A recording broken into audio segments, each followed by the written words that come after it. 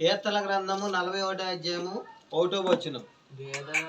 బేదలను కటాక్షించువాడు ధన్యుడు, ఆపత్కాలమందు యెహోవా వానిని తప్పించును. చాలు. పరిశుద్ధ గ్రంథములో ప్రభువైన యేసుక్రీస్తు వారు మాట్లాడుతున్నాడు. ఆయన మాటలు ఏంటంటే, బేదలను కటాక్షించువాడు ధన్యుడు. బేదలను కటాక్షించువాడు. బేదలంటే ఎవరు? బాగా లేని వాళ్ళు, ఊరు గుడుసులు ఉంటారు. కొంతమందికి ఇల్లులు ఉండవు, గృహాలు ఉండవు, అక్కడక్కడ పడుకుంటారు. కొంతమంది, చాలామంది పరిస్థితులు భయంకరంగా ఉంటాయి. వాళ్ళకి గృహాలు ఉన్నా వాళ్ళకి ఏముండవు, టాటా గృహాలు, గుడుసుల్లో ఉంటారు చాలామంది. అలాగే ఒక పూట ఆహారం ఉంటుంది, ఒక పూట ఆహారం ఉండదు. అసలు కొంతమందికి ఆహారమే దొరకదు సరిగ్గా. వాళ్ళకి కొన్ని అవసరాలు ఉంటాయి, చాలా అవసరాలు ఉంటాయి.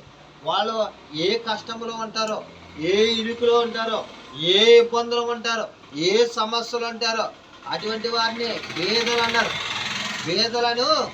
అటువంటి బేదలను కటాక్షించువాడు ధన్యుడు, ఆపత్కాలమందు యెహోవా నిన్ను తప్పించును. ఎప్పుడైతే నీవు బేదలకు, లేని వారికి నీవు ఉన్న దాంట్లో సహాయం చేస్తావో, దేవుడు నిన్ను, నీ కుటుంబాన్ని తరతరములు కూడా దేవుడు దీవిస్తాడు, ఆశీర్వదిస్తాడు. ఆయన దీవించేవాడు ఉన్నాడు. ఎప్పుడైతే నువ్వు బేదలకు సహాయం చేస్తావో ఆయన కటాక్షము నీ మీద ఉంటుంది. అప్పుడు నీవు ధన్యుడవు. నీ వైపు చూస్తాడు. మనం అనుకుంటాం, నేను బేదలకి ఏదో నాకు ఉన్న దాంట్లో సాయం చేశాను, మరి దేవుడు చూసాడా లేదా అని నువ్వు అనుకుంటావు.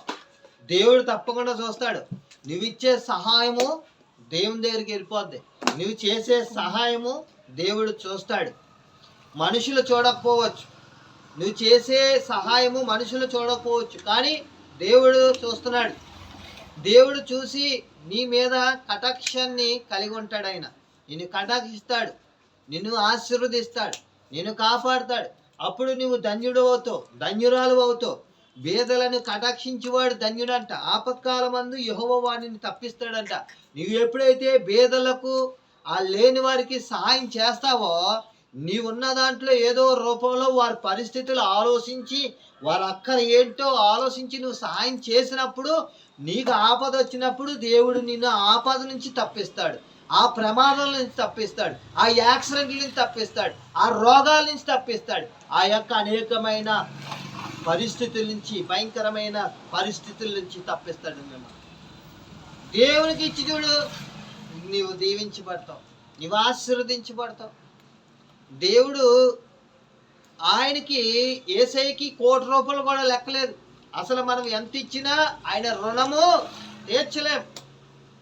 మనం అనుకుంటాం మనం ఇచ్చేది దేవునికి అబ్బో చాలా ఇస్తున్నాం అనుకుంటాం, కానీ అది దేవునికి ఇంకా తక్కువే. అసలు ఈ ప్రపంచమే ఆయింది, ఈ లోకమే ఆయింది. ఈ లోకములో ఉన్న డబ్బు, ధనము, ఆకాశం, భూమి అన్నీ ఆయనే కదా. ఆయనే ధనవంతుడు. అసలు ఈ లోకాన్ని పుట్టించింది ఆయనే కదా, కలుగు చేసింది ఆయనే కదా, ఆకాశాన్ని, భూమిని కలుగు చేసింది ఆయనే కదా, సూర్యచంద్ర నక్షత్రములు కలుగు చేసింది ఆయనే కదా, సముద్రంలో జలనదుల్ని ఇవన్నీ కూడా కలుగు చేసింది ఎవరు? మనం పుట్టించింది ఎవరు? మనం పెంచుతుంది ఎవరు? పోషిస్తుంది ఆయన కదా. ఆయన నీకు బలం ఇవ్వకపోతే నువ్వు ఎలాగ బ్రతకగలవు? ఆయన నిన్ను కాపాడకపోతే ఎలా బ్రతకగలవు? ఆయన నీకు ఆరోగ్యం ఇచ్చి నిన్ను కాపాడుతున్నాయి కదా, నువ్వు కష్టపడి పని చేసుకుని కుటుంబాన్ని పోషించుకోగలుగుతున్నావు. నీకు ఆరోగ్యం ఇచ్చాడు కాబట్టి, నువ్వు బలంగా ఉన్నావు కాబట్టి అది దేవుని కృపే కదా. నువ్వు బలంగా ఉన్నావంటే దేవుని కృప కదా. దేవుని కృపను బట్టే నువ్వు సేవ చేయగలుగుతున్నావు కదా, సేవలో తిరగలుగుతున్నావు కదా. మంచి ఆరోగ్యము దేవుడు ఇచ్చాడు కదా నీకు. అప్పుడు దేవుడు నువ్వు స్తుతించాలి, దేవుని మహిమపరచు. బేదలను ఉన్న దాంట్లో సాయం చేయి. బేదలను కటాక్షించేవాడు ధన్యుడు అన్నాడు కదా. దేవుని వాక్యం ఏం చెప్తుందో అది చెయ్యాలి. అందుకే ఆపత్కాలమందు యెహోవా వాడిని తప్పిస్తాడంట.